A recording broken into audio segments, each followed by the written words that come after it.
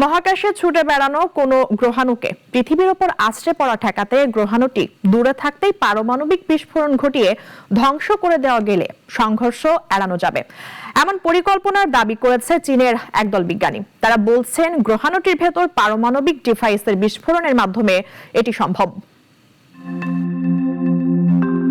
অনবরত মহাকাশে ছুটে চলা গ্রহাণু পৃথিবীর জন্য হুমকির। অতীতে বড় বড় গ্রহাণুর আঘাতে পৃথিবীতে ভয়াবহ পরিবেশগত পরিবর্তন ঘটতে দেখা গেছে।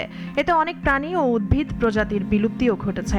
সম্প্রতি কয়েক বছরে মহাকাশ বিজ্ঞানীরা 10 থেকে কয়েকশো মিটার ব্যাসের এমন বহু গ্রহাণু শনাক্ত করেছেন, যেগুলো পৃথিবীর খুব কাছ দিয়ে চলে গেছে।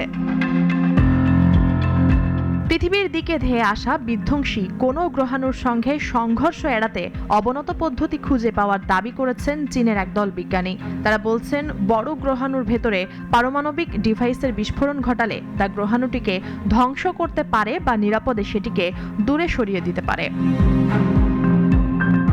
China academy of launch vehicle technology এর বিজ্ঞানীরা বলছেন কক্ষপথ থেকে বড় কোনো গ্রহাণুকে দ্রুত সরিয়ে দেওয়া বা ধ্বংস করার জন্য পারমাণবিক বিস্ফোরণ ঘটানোই সবচেয়ে নিরাপদ পদ্ধতি হতে পারে।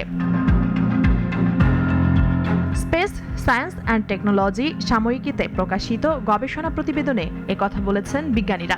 গবেষণাযুক্তরা এই পদ্ধতির কম্পিউটার সিমুলেশন করেছেন। একটি মহাকাশযান কোনো নিখুঁত যন্ত্র দিয়ে প্রথমে গ্রহাণুর ভেতরে গভীর গর্ত তৈরি করাবে। এরপর সেই গর্তে পারমাণবিক ডিভাইস ঢুকিয়ে বিস্ফোরণ ঘটানো হবে।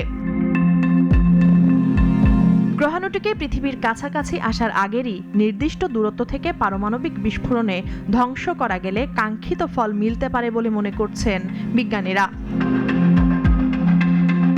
গ্রহাণুর পৃষ্ঠের প্রায় 30 মিটার গভীরে বোমা বিস্ফোরণ ঘটালে তা অগভীর স্থানে বিস্ফোরণ ঘটানোর তুলনায় 3 গুণ বেগে গ্রহাণুর গতিবেগ পরিবর্তন করে ফেলতে পারে।